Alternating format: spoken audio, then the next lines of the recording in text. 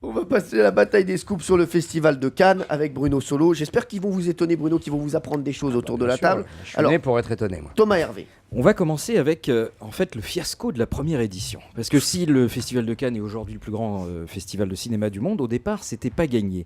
On est donc sur la première édition qui est prévue au 20 septembre 1939. Et donc, dès le mois d'août, les vedettes américaines affluent. Il y a des fêtes qui sont prévues. À l'époque, les fêtes sont prévues autour de Quasimodo. Alors attention, on dit même que les Américains projettent de construire une réplique de Notre-Dame de Paris sur la plage de Cannes. Donc c'est fantastique. Parmi les films en compétition, il y a le fameux Magicien d'Oz. Tout est prêt, sauf qu'il y a un autre homme qui est également dans les starting blocks, Adolf Hitler, qui décide d'envahir la Pologne le 1er septembre 1939. La guerre est déclarée 2 jours plus tard, et donc le festival est annulé sur le champ et ne verra finalement jour qu'en 1946. Pas mal comme histoire. Oui. Ça a plombé tout le monde, mais... Oui, mais quand même. Non, mais c'est intéressant. Tout d'un coup, j'ai un doute, effectivement, parce qu'effectivement, en 1939, il y avait donc le Magicien d'Oz, il y avait Autant d'emporte le vent la même année.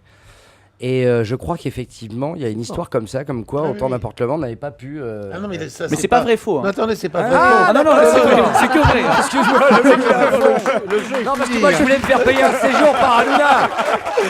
Je voulais aller à l'hôtel, Il est à fond, Bruno. Il s'est dit, je vais à la... Depuis que je sais que l'autre il distribue des cadeaux, je veux partout, moi, tu vois. Attends, j'ai coulé une bielle, tu veux pas refaire mon audi. Et moi, je le regardais, je me disais, je pense qu'il va rajouter quelque chose. Je pense qu'il connaît un petit truc en plus sur l'histoire.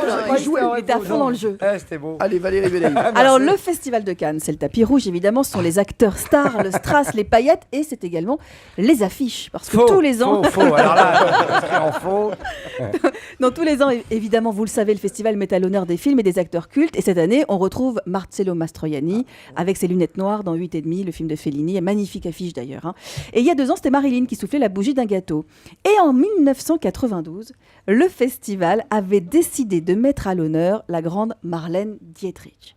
Petit problème que l'organisation n'avait pas prévu, c'est que l'actrice allemande est décédée le 6 mai 1992, c'est-à-dire la veille de l'ouverture du Festival de Cannes. Et eux qui voulaient donc lui rendre hommage de son vivant, lui ont rendu hommage pendant toute la 45e édition du festival à Marlène Dietrich, qui venait juste de décéder alors que c'était pour lui rendre hommage de son vivant. Incroyable, non ? C'est bien, Valérie. Non, c'est bien. C'est pas mal. C'est pas mal. C'est moins bien. C'est moins bien. C'est moins bien, mais c'est pas mal. C'est moins bien, mais c'est pas Non, objectivement, c'est moins bien, vous le savez. C'est gênant, on va peut-être pas revenir dessus. De la part vous le d'un savez, ami Valérie, Bruno, vous ça me êtes fait beaucoup de planté. peine. Allez, Camille Combal. Alors je vais raconter une anecdote vraie sur le Festival de Cannes. Je vais vous parler d'une erreur fatale.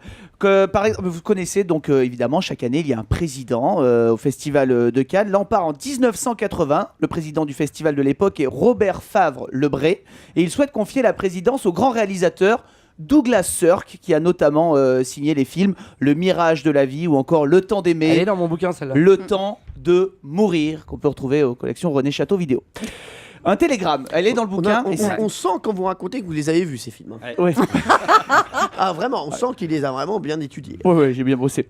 Un télégramme est donc envoyé à Hollywood pour demander l'accord de Douglas Sirk, donc ce grand réalisateur, mais au lieu de saisir l'erreur, écoutez bien, au lieu de saisir Request Douglas Sirk for Jury, la demande a fini en Request Douglas Kirk for Jury. Erreur au moment de l'envoi du télégramme. La demande a donc atterri sur le bureau de Kirk Douglas, qui ne s'est pas fait prier pour accepter l'invitation. Trop tard, le mal était fait, impossible de revenir en arrière. Et du coup, c'est bien Kirk Douglas qui a présidé le Festival de Cannes en 1980 suite à une erreur de télégramme. Ça, à la boulette. Ça, on la connaissait, cette Mais elle est histoire. connue, Oui.